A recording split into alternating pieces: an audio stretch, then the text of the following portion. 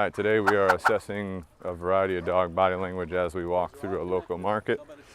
Yes, sir. And so right now we have a dog who is currently working on their reactivity towards other dogs. So we're going into this heavy distraction area, and as we can tell, we already see her tail is curling upward. You know, it's fluctuating between horizontal and upward, which indicates arousal. Earlier, we saw her hackles were up, which indicates arousal and excitement. And then we do see her constantly looking around. But as we continue to move here, Kevin is giving her some reminders. And this dog has been through the full training progression. So go back to Pack Talk Podcast episode 28. Also, the training progression, how to train your dog video in the live section of our YouTube channel to learn about the full training progression. So this dog has a foundation of training, has obedience work, also has accountability and remote collar conditioning complete. So as Kevin's moving here, he's working to keep her mindset as neutral as possible. So we started out, she was very excited, very aroused. As we go, we see her starting to overall calm down. Now, one of the big things we're going to be doing in a situation like this is not allowing the dog to escalate. So if we notice behaviors where the dog was escalating like we did earlier in the video, we're going to work on de-escalating the dog and their behaviors as we go, okay? So again, notice we have a dog coming up on the left. Notice this dog right here that we're training. Hackles are starting to come up, tail's starting to come up, all indicators that the dog is starting to get aroused or excited about the distraction, which was that other dog. So what we're doing in our training process is when we have these triggers going on, we're going to be teaching this dog, reminding this dog to calm itself down, maintain neutrality in the presence of these other distractions. We have another dog off to our left here. She did raise, the dog that we're training did raise her hackles a little bit, did raise her tail a little bit, all right? But again, Kevin's giving reminders. We have another dog here on the left, little puppy. So Kevin's, you know, as he's going here, he's maintaining very good situational awareness as he moves through the crowd. He's making sure that this dog is maintaining its proper positions in relation to him as he goes through the crowd, but we're still noticing body language, maintaining overall passiveness as he goes by.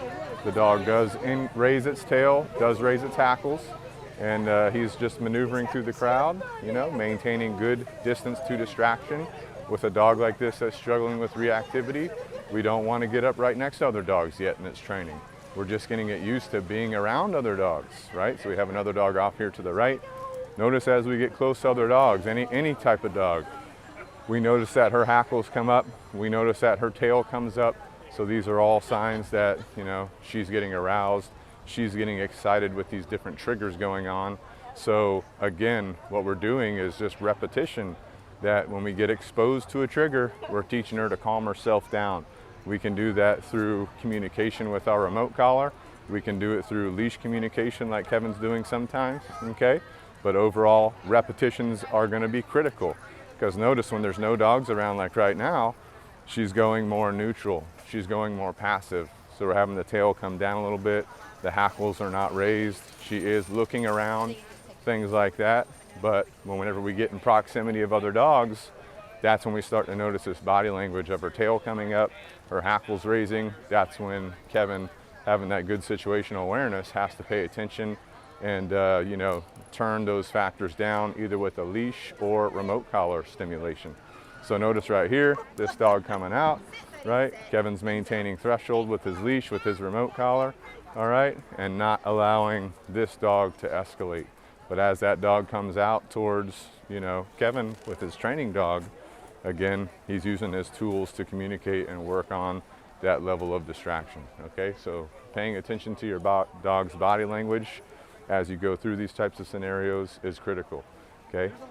With this dog in particular, some of the main body language we've been seeing as we've been discussing here is that tail coming up, those hackles going up. Those are the main indicators when we're around the trigger points, which is other dogs. Like here on the right, we can see this dog right here that we're working on starting to, you know, not show those triggers, but it's going to take lots of repetitions of getting out and about with the dog to maintain those triggers, you know, understanding what those triggers are saying and keeping them under control, right? We have a dog off to the left.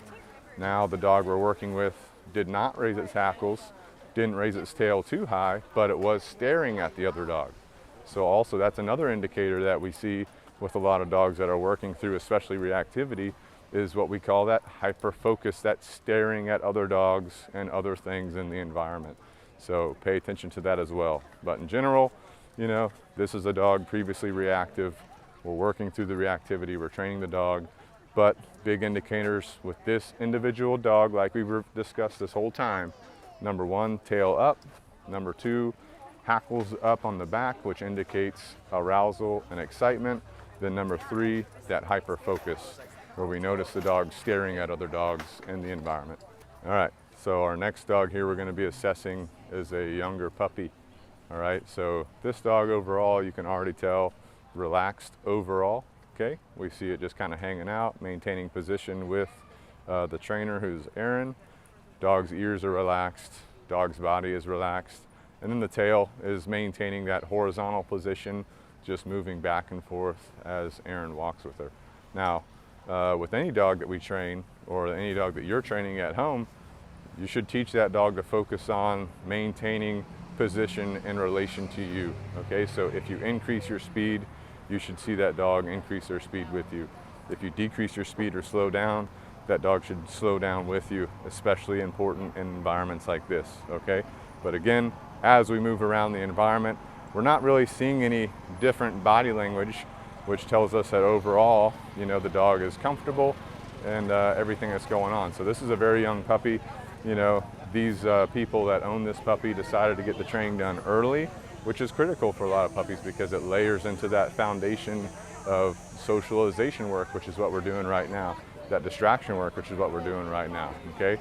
Just notice that puppy did just check in with Erin and tapped her hand with her nose, just letting her know that she's there, she's paying attention.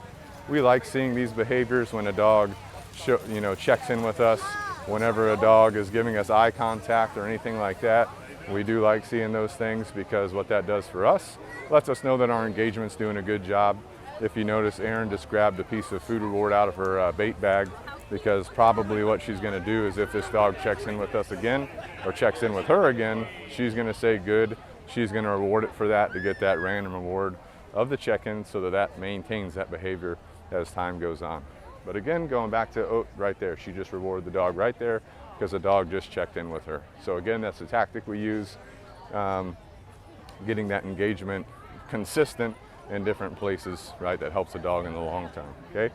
Again, body language wise, tail staying in overall same position, still wagging, still horizontal, very comfortable, right? Very neutral in the overall environment. Puppy's constantly checking in with Erin, you know, letting her know that she's watching her, letting her know that she's staying with her, okay? We like the check-ins. Ears are in good position. So this puppy overall, just hanging out, having a good time, right? Very social in the environment. But again, when we're walking through somewhere like this, if we're doing a heel position like we're doing right now, if that dog does deviate from that position, we are going to hold them accountable for that, but we are going to be giving them random rewards for maintaining their position as they go through different portions of the market and stuff like that, okay?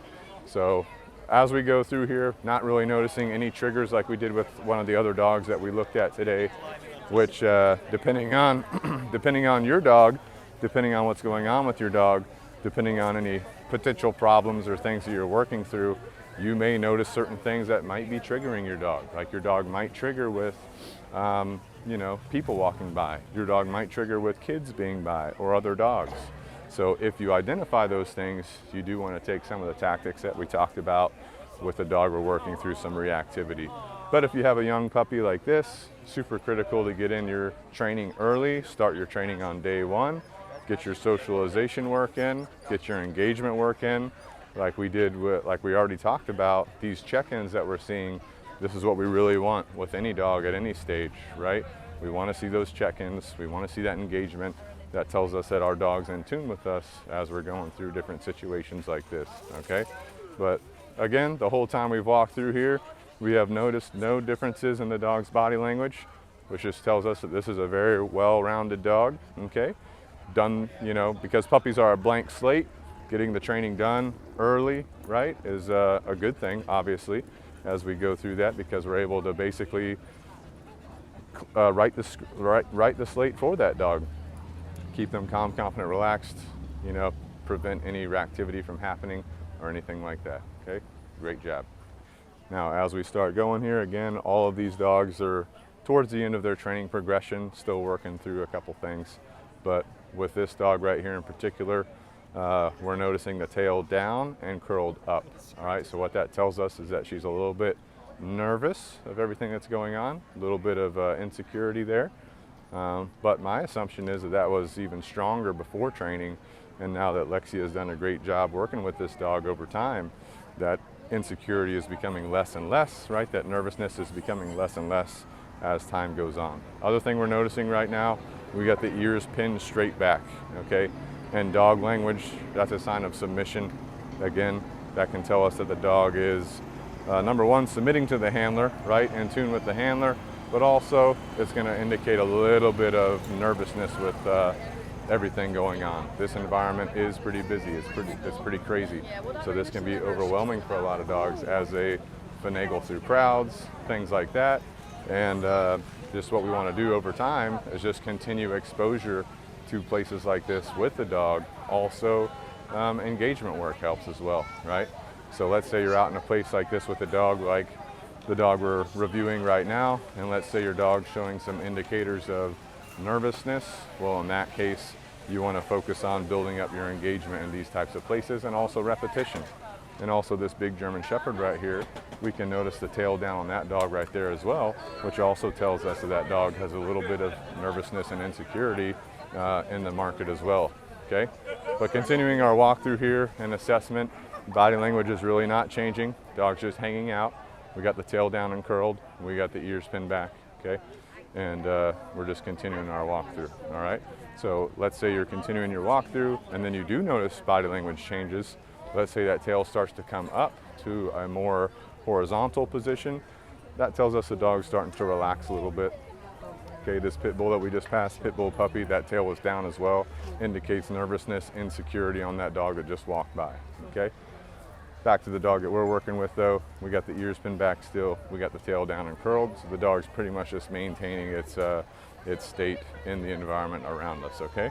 So again, you're gonna focus on repetitions of exposure to these types of environments for the dog that you're with.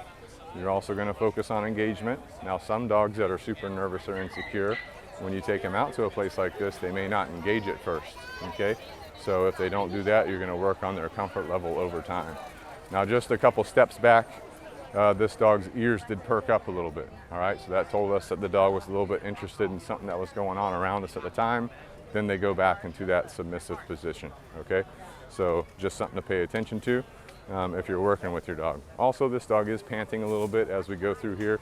So panting can be a couple of things depending on what's going on in the environment. Number one, it can be that the dog's hot, the dog's sweating. So panting is the dog's way of sweating. It can also indicate a little bit of stress, which would align with you know, a dog being nervous or anxious or something like that, okay, in the environment around us. So paying attention to those things as we walk is going to be important, and also give us some indicators as to how the dog's feeling. But it could also be, like I said, just sweating, depending on what's going on, depending on your environment, okay? Lexi, whenever you get a chance, just do a downstay. So let's put this dog in a downstay real quick, see if we see any other body language. Okay, so Lexi puts the dog in a downstay. First thing we recognize is that the dog tucks its front paw and kicks its hips out to the side, which does indicate that the dog is going towards a more relaxed state, okay? We also see her tail just kind of lay out behind her, and she's still panting, which again could be that heat element of the environment, could also be a little bit of nervousness.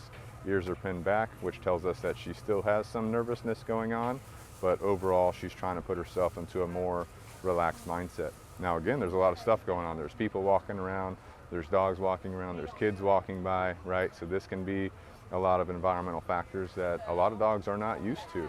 So through the training progression, through the training process, and continued socialization and distraction work, what you're doing over time is you're gonna see, you know, your dog become more and more comfortable and confident, especially with things going on. Also notice that this dog has not moved at all with these people walking by. So before training, guaranteed, this dog would be getting up, walking away from people, moving away from people. But through the training process and through, you know, the comfort level that this dog is gaining, you can see that these kind of environmental factors Do not put the dog into that flight position where it wants to run away. Also notice we had some dogs walk by in the background. This dog right here that Lexi's working with did perk up a little bit, throw its ears up, so the dog is interested in other dogs that are around it.